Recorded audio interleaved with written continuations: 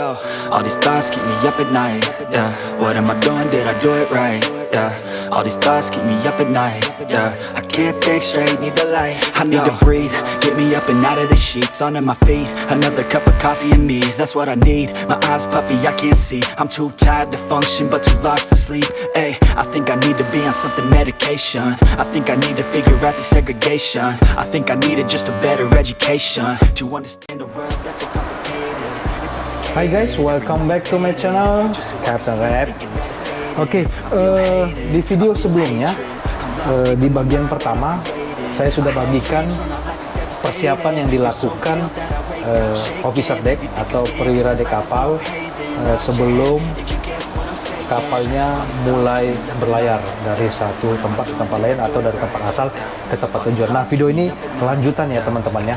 Setelah di video sebelumnya teman-teman yang menonton sudah mengetahui apa-apa saja yang dikerjakan di peta ya, mulai dari membaca peta ya, kemudian menentukan posisi lintang dan bujur disesuaikan dengan GPS, kemudian menarik garis haluan atau baringan ya, waypoint, menghitung jarak atau menghitung jarak tempuh, kemudian menghitung waktu tempuh sehingga didapatkan perkiraan waktu tiba di tempat tujuan. Nah, tahap selanjutnya adalah membuat passage plan. Jadi semua catatan yang di video sebelumnya, baik itu posisi waypoint yang saya katakan tulis aja di kertas oret-oretan, itu nanti teman-teman rapikan dalam bentuk passage plan. Tapi di passage plan itu sebenarnya tidak hanya posisi ya teman-teman ya, informasi sebanyak-banyaknya terkait dengan pelayaran yang akan dialami oleh atau dijalankan oleh kapalnya teman-teman nantinya. Oke, jadi di depan saya yang tadi saya baru print itu, ini adalah contoh passage plan. Ini contoh ya passage plan yang digunakan di kapal ini ya teman-teman ya. Kita langsung aja bahas mengenai passage plan ini. Yang pertama tentu di atas ini biasanya ada logo company ya, perusahaan masing-masing teman-teman. Ini kebetulan lagi blank. Kemudian nama vessels atau nama kapalnya teman-teman, voyage number ya ini standar lah ya, teman-teman tentukan aja tanggal keberangkatan, kemudian dari mana menuju kemana, from to, ETD waktu perkiraan waktu berangkatnya, kemudian ETA perkiraan waktu tiba, ETD estimate time of departure, dan ETA estimate time of arrival. Nah ini di video sebelumnya yang saya tarik garis itu saya contohkan posisinya ada di sini, kan ada 4 waypoint ya teman-teman ya. Jadi yang pertama, kedua, ketiga, dan keempat. Nah 4 waypoint itu kita tuliskan lintang bujurnya seperti ini ya, kemudian nanti course-nya atau haluannya ya, dari sini menuju ke sini haluannya ini, dari sini menuju sini ini, dan seterusnya. Kemudian distance, jarak dari waypoint 1 ke waypoint berikutnya, begitu juga seterusnya ya. Kemudian yang telah jarak yang telah dilalui yang setelah selesai, kemudian sisanya, sisa jarak kalau sudah selesai waypoint ini, sisanya dari total berapa sampai nanti 0 ya. Kemudian speedman ya, kita asumsikan kita akan berlayar dengan kecepatan 8 knot lah ya. Kemudian UKC under clearance itu jarak dari lunas kapal, bagian terbawah kapal, sampai ke seabed, dasar laut. Nah itu kira-kira berapa, rumusnya kan kedalaman air yang ada di peta, yang tertulis di peta dikurangi dengan draft kapal. Nah itu dapatlah UKC-nya ya. Kemudian nanti nomor peta, teman-teman bisa masukkan nomor peta apa yang digunakan selama waypoint ini, kemudian selama waypoint ini sampai seterusnya selama pelayaran kapal teman-teman itu. Kemudian keterangan kalau bisa dibuat apa yang ada berbahaya, misalnya di waypoint ini dekat-dekat situ ada dangkalan kah, ada suar, atau ada objek-objek navigasi laut ya, atau ada warning ya, atau apa saja bisa dituliskan di sini, atau ada sosok benda yang perlu dihindari ya, tulis di sini. Kemudian total jaraknya ini. Nah ini total jarak kemarin sudah saya katakan, kalau sudah jarak ya diketahui ya, maka rumusnya jarak dibagi waktu 5,9, dikatakan speed kita konstan ya, stabil di angka 8, maka 5,9 bagi 8 sekitar 00 jam 45 menit atau 44 menit sekian, jadi 45 menit lah ya. Jadi nanti teman-teman tinggal sesuaikan berapa jaraknya, dibagi kecepatannya segitu, dapat berapa jam, berapa menit. Kemudian passage plan tidak hanya berisikan lintang bujur daripada waypoint ya, kemudian patokan daripada haluan yang akan dijalankan, tetapi juga kalau bisa memberikan informasi pelayaran sebanyak mungkin ya teman-teman ya. Contoh misalnya chart number ya, seperti ini standar aja ya yang biasa digunakan banyak kapal itu.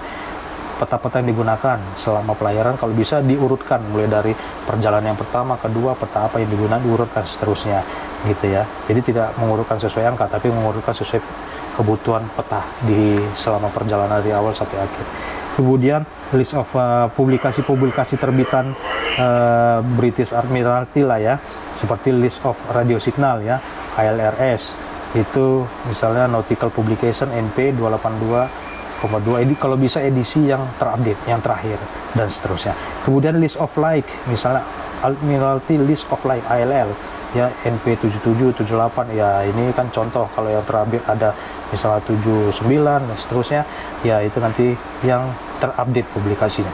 Rate table kalau ada isi, sailing direction juga, nah 3 publication juga ini ya, terbitan British itu misalnya Persian Gulf. Kemudian pilot charts ya kalau ada, kalau tidak ya tulis NA, not applicable, ataupun no ya kalau tidak ada. Kemudian misalnya have all navigation charts and publications have been corrected up to date, including notice to mariners terakhir, koreksi peta yang terakhir ya, NTM 5121 misalnya. Kemudian local area warnings, update copy file, navigation warning, and weather info, navtex navigation area, di mana kapal teman-teman akan bernavigasi nanti, misalnya daerah Timur Tengah itu di navigation area 9 ya, 9, update dan copy file. Weather informations misalnya patokannya seperti ini, terbitan Stormgeo, daily weather forecast dan seterusnya. UKC ya, under kill clearance alarm set echo sounder. Any abnormality found in ya, pastikan navigation and communication equipment itu all navigation equipment in good conditions.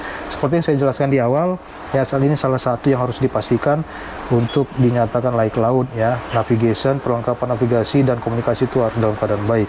Kemudian steering gear juga in good order ya, engine room, machinery equipment no, ini maksudnya tidak boleh dalam keadaan abnormality, jadi harus dalam kondisi baik dalam segala aspek. Others juga ya, kalau ada tulis, kalau tidak ada no. Ya, kemudian precautions and general remarks, apa yang harus menjadi perhatian kita, misalnya dalam pengambilan posisi selama berlayar ya, posisi fixing, metodenya yang digunakan itu apa saja to be used ya, misalnya GPS ini lintang bujur ya, kemudian nanti kita plot di peta, dan bearing object. Jadi jangan mengandalkan GPS saja, kalau bisa kita mengambil objek-objek benda angkasa seperti matahari, bulan, bintang, itu biasa dilakukan perhitungan untuk menentukan posisi kapal, ataupun radar bearing. Kalau misalnya ada terdapat objek yang bisa terdeteksi di radar, teman-teman harus combine juga. Kenapa teman-teman? Kalau kita menggunakan GPS suatu saat error, maka kita tidak memiliki pemahaman untuk menentukan posisi kapal kita dengan metode yang lainnya. Jadi kalau bisa seorang perwira dek itu harus memahami cara menentukan posisi kapal selain daripada GPS. Ya kalau zaman sekarang ini karena memang ada GPS, jadi sudah sedikit manja ya teman-teman, yang menentukan posisi itu tinggal lihat lintang bujur. Ya, kalau zaman dulu kan tidak ada GPS, jadi menentukan posisi dengan metode-metode yang lain seperti bearing object, ya, radar bearing, kemudian yang lainnya juga. Oke. Kemudian kalau ada reduced visibility ya, berkurangnya jarak pandang kalau ada, tulis yes, kalau nggak nil. Shallow water, apakah ada air yang dangkal, keep switch on echo sounder untuk memantau apakah air itu kedalamannya mencukupi dengan draft kita ya, jadi tetap dinyalakan di sini untuk memonitor kedalaman air. Kemudian traffic separation scheme ya, TSS, kalau kita ada yes, kalau tidak ada no selama pelayaran kita. Anti piracy measures and security level ya, ini mengenai pembajakan dan level daripada security ya. Kalau security level 1 tulis 1, dari 3 security level ya, kalau 2 ataupun kalau 3 ya tulis 3 ya. atau buat keterangan lebih spesifik, nanti security level 1 di sini, security level 2 di sini, nanti di pelabuhan berikutnya oh kayak itu security level 3 waktu arrive ya, daerahnya rawan dan seterusnya.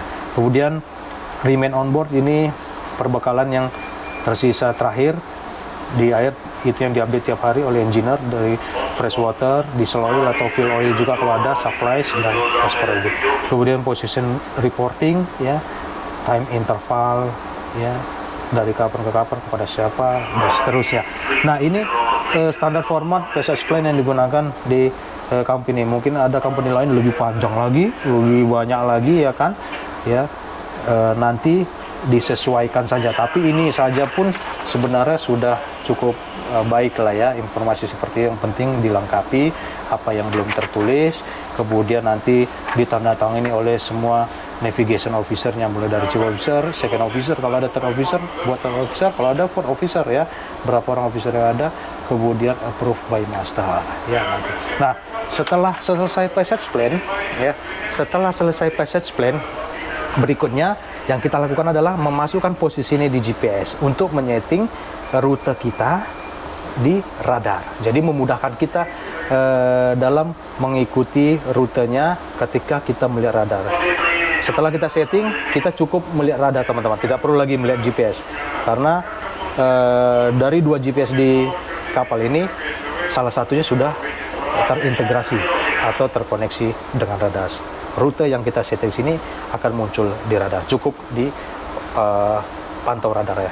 Nah, sebelum membuat rute, kita harus membuat dulu waypointnya teman-teman, memasukkan waypointnya satu persatu. Rute adalah kumpulan waypoint. Untuk itu, sebelum rutenya dibuat, harus ada waypointnya semua ini. Oke, kita coba dengan GPS produk ini ya, JRC Navigator ini. Pertama ke menu dulu, kemudian saya mau masukkan waypoint, entry, waypoint, waypoint list. Kalau mau rute nanti sini, tapi kita waypoint dulu, karena rute tanpa waypoint tidak bisa. Oke, 1032 ya. Nah, kita kasih nomor di sini 1032. Kebetulan ini sudah saya 1032 itu sudah saya input ya teman-teman ya. Kalau nanti misalnya belum ada, teman-teman cari yang kosong di sini yang tersedia ya. Karena saya ulang lagi di sini entry waypoint ini kan sudah sampai 1000 sudah terisi semua teman-teman ya. Jadi langsung aja saya lompati 1032. Nah, di sini mulai kosong. Kalau mau teman-teman nanti membuat waypoint yang baru, maka caranya begini aja, enter ya, simbol silakan ganti kalau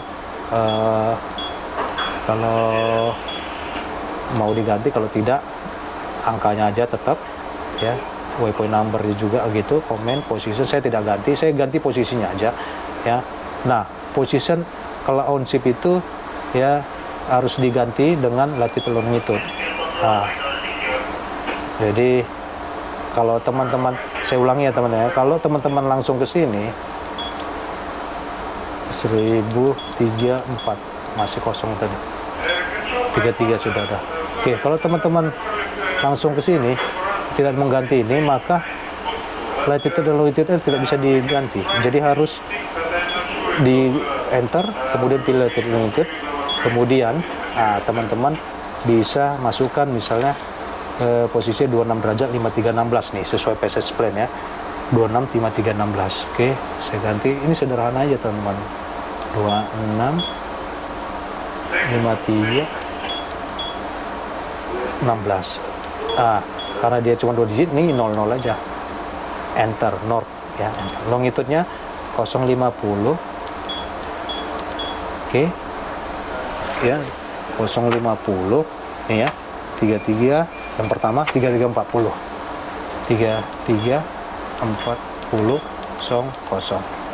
is. Oke, udah selesai nih kan. Kita cek lagi 265316 50 3340, enter. Nah, begitu seterusnya. Kasih ke nomor berikutnya berapa yang teman-teman tersedia di sini yang kosong, masukkan ya. Jadi ini oke. Nah, ini saya hapus lagi karena sudah ada di nomor 1032 ya.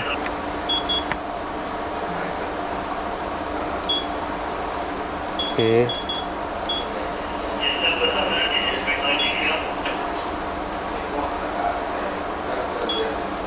Waypoint number 1000 1034. Oke, kita lihat apakah benar sudah terhapus. 1003 dulu kita enter. Nah, 1034 udah kosong. Itu cara menghapus ya teman-teman. Jadi karena udah ada di sini waypointnya 26, 53, 16, 50, 33, 40. Oke, anggaplah 4 waypoint ini sudah saya masukkan di sini. Jadi saya sudah kasih contoh tadi cara masukkan yang pertama. Untuk berikutnya teman-teman bisa lakukan cara yang sama ya. Nah, setelah waypoint itu udah semua sama, udah ada ya. Kemudian kita buat masuk ke menu, kita buat rutenya teman-teman. Nah, ini tadi untuk masuk waypoint, yang kedua itu untuk membuat rute. Membuat rute ya. Lihat cari yang kosong teman-teman. Saya langsung lompat aja nomor 100 dah. Ini, nah ini ada 101 nih tersedia. Oh, 101, enter. Nah, teman-teman bisa masukkan waypoint yang dari awal 1032. Oke, jadi ini contoh route yang sudah ada teman-teman, yang sudah saya masukin ya. Contoh saya ambil route 98 lah ya, route 98. Oke, kemudian ini isinya ada waypoint 971, waypoint 777, 538 ya, kemudian 539, 666. Oke, kalau mau tambahin lagi, ada lagi waypoint yang untuk perjalanan itu, tambahin seterusnya. Jadi tambahin aja ya. Nah, tambahin aja. Itu setelah kita masukkan route-nya ya, maka kita kembali ke depan ya. Kemudian teman-teman tinggal pencet go to ya, masukkan route-nya, enter, masukkan route-nya ke nomor rute yang teman-teman sudah setting. Contohnya misalnya seperti saat ini kapal saya sedang berjalan dengan settingan rute di 43 ya, 043. Saya masuk 043, enter. Nah, yes. Oke, kemudian ini order ya, artinya kita berjalan sesuai urutan waypoint dari atas ke bawah. Tapi kalau kita menggunakan waypoint itu untuk perjalanan balik, sebaliknya dengan waypoint sama, maka pilihnya reverse ya, kebalikannya. Tapi saya pilih ini order, yes. Oke. Karena saya ganti, saya lompati dulu ke waypoint yang sekarang, saya balikan ya teman-teman. Oke, nah setelah sudah selesai menginput posisi di GPS ya, latitude longitude-nya, kemudian yang kita lakukan berikutnya adalah memastikan bahwa rute itu sudah tersetting di radar. Saya ajak teman-teman untuk ke sana, ke depan. Oke. Nah, itu ini teman-teman lihat di radar ya. Ini garis haluan kapal saya saat ini, kemudian ini waypointnya, yang garis putus-putus ini waypointnya. Nanti kalau misalnya sudah sampai di waypoint berikutnya, otomatis dia akan berubah ke waypoint berikutnya. Jadi mulai dari perjalanan awal sampai ini waypoint di sini kan teman-temannya, nanti sampai di titik waypoint ini dia akan otomatis pindah. Misalnya berikutnya baringannya adalah utara, maka arah waypoint ini akan ke atas sampai nanti ke waypoint terakhir di tempat tujuan, karena sudah kita setting di GPS ya. Nah, ini juga sudah terkoneksi dengan radar yang di sebelah sana, Hai Bang, hai Bang Ganteng. Ya, itu masih malu-malu dia teman-teman tuh, masih malu-malu. Ya, jadi baru kemarin sampai di kapal ini, ya ini sama seperti ini radar. Oke, kemudian setelah sudah dipastikan di radar, teman-teman pastikan juga ini alat-alat navigasi yang lainnya bekerja dengan baik, ya seperti speed lock, kemudian wind indicator, ya untuk mengetahui arah dan kecepatan angin. Kemudian echo sounder, ini contoh echo sounder yang tadi dijelaskan di GPS, ya mendeteksi kedalaman air atau perairan di mana kapal kita saat ini berada. Kemudian ini ya ini indikator repeater kemudi, kemudian ini kompas, ya. Kemudian pastikan semuanya bekerja dengan baik, ya. Ya, mesin sudah pasti, tanpa mesin tidak mungkin saya mendayung kapal ini, ya. Kemudian radio, ya, VCF radio, ini juga GPS, tapi ini tidak terkoneksi dengan radar, ya. Kalau ada tambahan peta elektronik lebih bagus sebagai pendukung, ya. Kemudian di sana ada ICE, ada juga Navtex. Oke, semua alat navigasi bekerja dengan baik. Kemudian publikasi sudah terupdate, mesin sudah dalam keadaan ready dalam segala aspek, ya. Kemudian alat-alat keselamatan, firefighting, life saving appliances dan alat pemadam kebakaran, firefighting appliances, karena kita tidak tahu musibah atau keadaan emergensi, keadaan darurat bisa terjadi kapan saja dan di mana saja. Paling tidak kita sudah punya persiapan. Kemudian terakhir perbekalan. Oke teman-teman, sebenarnya perencanaan atau persiapan yang saya kerjakan atau yang saya bagikan kemarin ke teman-teman itu dilakukan oleh Mualim 2. Jadi tugas itu adalah spesifik daripada tugas seorang Mualim 2 di atas kapal, tetapi tidak terbatas pada semua mualim di atas kapal, ya teman-teman. Artinya semua deck officer harus paham, walaupun itu bagian dari kerja utama Mualim 2, tapi Mualim 4, Mualim 3, Mualim 2, Mualim 1 itu harus paham juga, karena ketika nanti ketidakhadiran Mualim 2, siapapun bisa mengerjakan itu. Oke, sekian dulu video kali ini, ya. Thanks for watching. See you next video, Captain Lab. Ciao.